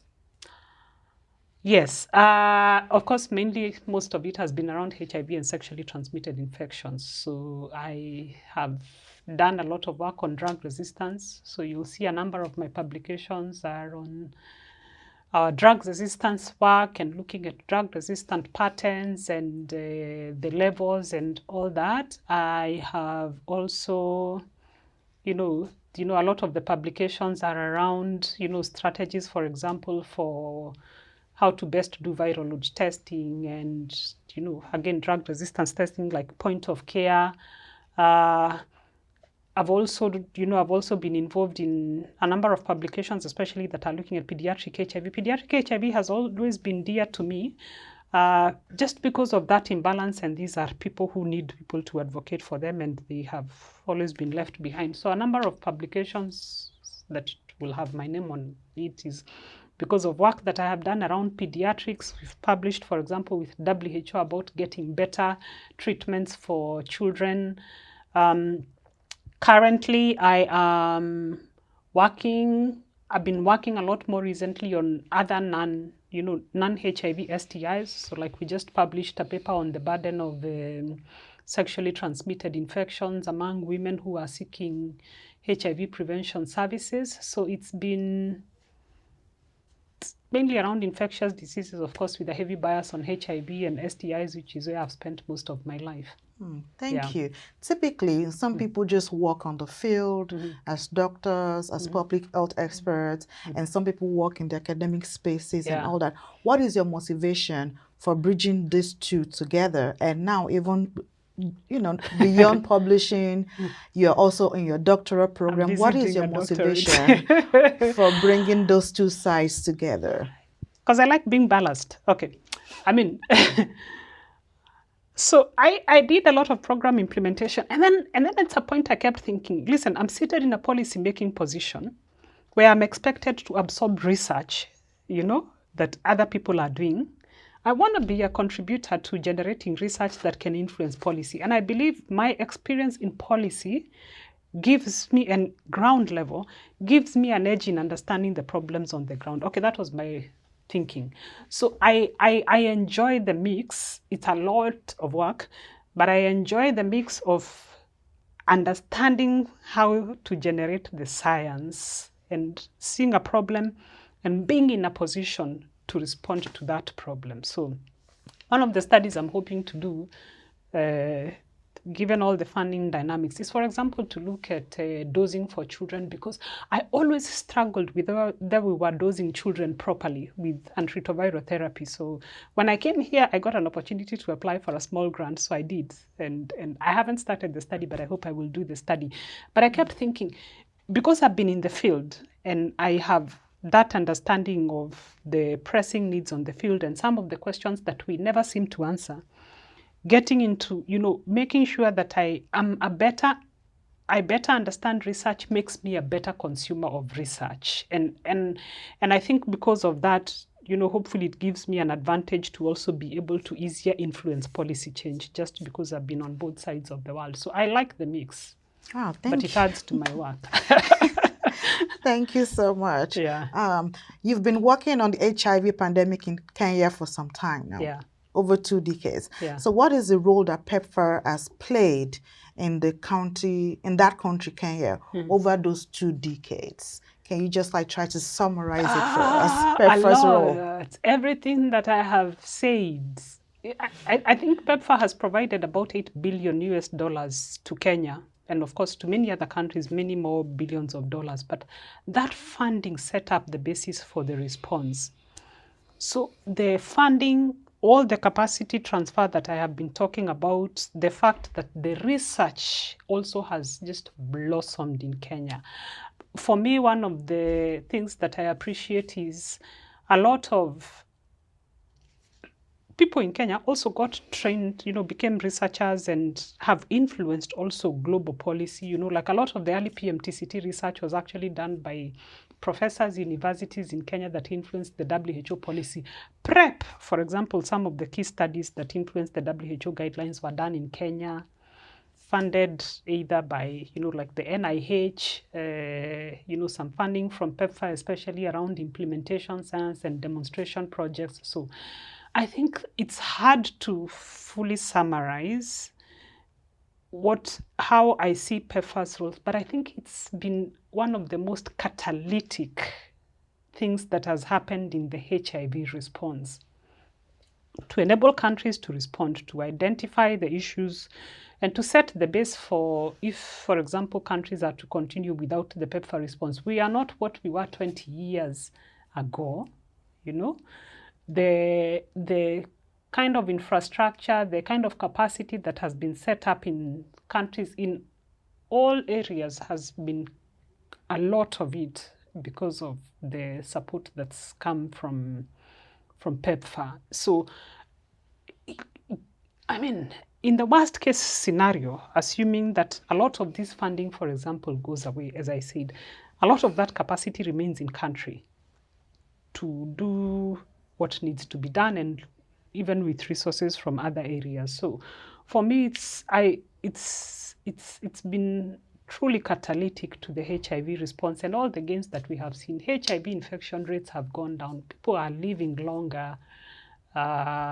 You know, we have all manner of infrastructure. During COVID, I was very happy to see, for example, the infrastructure we set up for PCR, for HIV and viral load testing is what was used for COVID in the country. I mean, for me, that was a strong, you know, that was a really nice thing to see that you can actually leverage infrastructure that you've set up for another disease to respond to a pandemic. Thank you. Yeah. That's a great one to note. So as a person, when you reflect on your work with PEPFAR, how do you feel about it? Proud. If I was to sum up everything that we have done, I think I feel proud of the work that we did over the years. We have given hope and longer lives and better quality of life to many people who are probably going to be hopeless. If it's not from a prevention perspective, you know, reducing the risk of infection, to treating people who are now living meaningful lives, to protecting families, I am personally proud of the work we have done. And I think, as I mentioned earlier, for me, my most impactful part of my professional life remains what we did in the HIV program. Thank you. That was going to be my question, to think about how did your work with PEPFAR impact on your professional life? Yeah. So if I could just add there, because you're at the University of Washington, like what you're doing here, has PEPFAR inspired you to do what you're doing here, and like, I mean, going forward in terms of your career? So just annex that to your description. Okay. I don't know how to annex that, but I mean, my coming to the University of Washington is a culmination of the things that happened over time. My own, a lot, we were learning, I can tell you. We were learning. Sometimes I look back and tell people, you have no idea what we did to have testing systems than the others, you know, like to have a national network of viral load testing that's operational. Like, that stuff didn't exist when we went into the HIV program. Okay, drug resistance testing did not exist when we went into the HIV program. You know, those are systems that were set up and are operational, and regardless of whoever is funding, are systems that exist. And the amount of capacity that's been built, even for human resources that are now capable of running the work bureau without you. I am personally happy that I left the program, and the program, there are people, you know, you mentor people. I've had I had an opportunity to mentor a lot of people in programming over the years. You know, in program management, many of the people that I worked with, just like me, first came from a clinic, and are thrown into the national office and told, okay, you lead the program. And we had to go through exactly what we were telling them. Okay, first, you need to set up a technical working group. You need to convince so and so and so and so, talk to these people, call for the first meeting, okay? And then you need to talk to this institution that are the ones who do the drug supplies. Okay, you need to be familiar with so and so. This is the office you need to write to. So I've had the pleasure of of mentoring a lot of people. And I know I've diverted from the question that you had asked me before, which I have now forgotten. No, you're still on track. Yeah. You were telling us the impact of PEPFAR work on your Yeah, so professional life. I have personally grown because we learned through those things by doing and changed a lot of things. I wanted to be a surgeon, which I never became. But I stayed in this work because I felt the impact was much broader. We by the stroke of a pen, you affected the lives of millions of people. You know, you said we are changing treatment regimens from this to tomorrow, and that affected many people, you know, at one point in time. So I have grown, you know, professionally. I have made many connections, you know, in my professional life. I have gotten into these academic spaces as a result of, you know, all the work that I have done and the contribution of many people I still maintain many friends who we worked with beyond. Some of them are here, some are retired back at home in Kenya. But I have maintained a lot of those connections because we actually also became friends over time. You know, over the years. I mean, please, we've worked with people for 10, 15 years.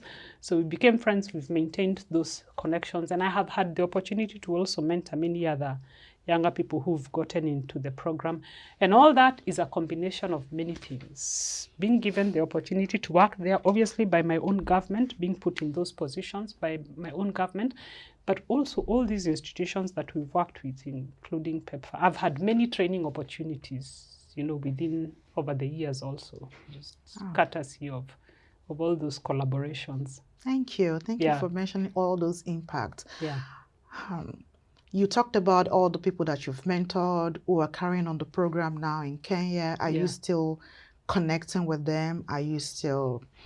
Not as much as I used to, but I'm always happy to, you know, to contribute. For example, if I'm asked, you know, like to go back and give an opinion on something, I am less active now or less directly connected, but I still sit in some of the global, you know, some of the global conversations. For example, I'm in the Global Fund technical review panel, so I still engage on that. I sit in the pediatric ARV working group by WHO. You know, for a long time I was a member of also their child survivor working group. So I've maintained my presence in that space. Also, of course, less more now that I'm in school. So that my time is a lot taken. But I've tried to maintain my presence and availability to be consulted. I feel now like I spend a lot of time here within the university giving guest lectures on how to influence policy and how to structure programs, and which I like because it's my time to give back. A lot of people give to me. So I'm at that space where I feel like now it's my time to give back. It's really my time to give back to those, from all the experiences that I have had. Oh, thank you. Yeah. Thank you for being mindful of that and then just for continuing to give back. Yeah. Appreciate that. So as PEPFAR overall influenced your thinking about public health and global health in general? I have many opinions, some of which I cannot say, about about the structure and the whatever of global health. I think, I mean, as you're aware, there's a lot of ongoing discussions about global health and how aid is structured and the issue of colonization versus decolonization. And I think a lot of that has played out in the relationships that we've had about power, like the power dynamics that we were just talking about. I think for me, one of the lessons learned over the years is we need to figure out how to do things differently. Not just people who come from the global north, but also in the global south in terms of what we define this whole ownership thing. We ourselves in the global south have to proactively take up leadership. have to proactively be the people who articulate, who lead the planning, allocate resources as a measure of our seriousness to owning the response. I think that's still lots of work to be done. And then I think that we have to be more intentional, obviously with leadership from down there, a lot more intentional into moving from emergency sort of response modes into actual health system strengthening. And I think that remains the biggest challenge. We responded to HIV as it needed to be responded to, but that system was maintained even when things changed and exit was imminent, that it was going to come at some point. We maintained that system of, we are bringing in the capacity, we are bringing in the money, we are bringing in the, the whatever. And then when we are gone, there's a possibility, okay, there will be knowledge left, but there's also a possibility some things might fall apart. That requires a lot of genuine conversation between the global north and the global south. And PEPFAR has operated within that environment. The PEPFAR support has, and many other partner support has operated within that environment. So lots of reflection. I think it's time to have the conversation with all the shifts that are happening in global aid. All right, thank you. Yeah. What do you think might be the global implications of some of those things that you just mentioned in your reflection? Well, countries in the global south have been forced to sort of think more deeply about the whole issue of ownership and what ownership means, and especially when it comes to allocation of resources. But I hope the allocation of resources doesn't just go to, like availing cash money, but also in having the right technical expertise and the right institutional structures and accountability to maintain the same momentum, or if not to maintain the same standards that were set in, in the world that we operated from, which has changed. Thank you. And on that note, we've come to the end of all the questions, except of course, if you have something that I just didn't ask that you have in mind to share with us. For me, it's been interesting learning. It's been so interesting, and it's interesting to observe the conversation right now. I keep playing the thought in my mind, if I was to go back 20 years, how would I structure PEPFAR? How would I structure it now, knowing what I know? I think we would probably have the conversations differently in terms of whatever, this thing that we call joint planning and collaboration. I actually think that this term collaboration has to be rethought, not in terms of the word itself, but actually in terms of what we mean by collaboration. What does joint decision making and collaboration actually mean? And how do you do that when more money is coming from this side versus this other side? It's really a conversation that has to be had. But I also look forward to our governments putting in more resources in all ways, be they money, be they making sure that you have the right technical capacity. I know there are a lot of discussions that are happening, for example, in the African continent right now about manufacturing and about setting up systems to make sure that we are ready and cushioned, but I hope that does not lead to people excluding themselves and sort of isolating themselves, which is always a risk of the conversation that's going on right now. Thank you. Yeah. I share in that your hope. Thank you so much for your time. Thank you. We really appreciate you sharing so much and your expertise with us.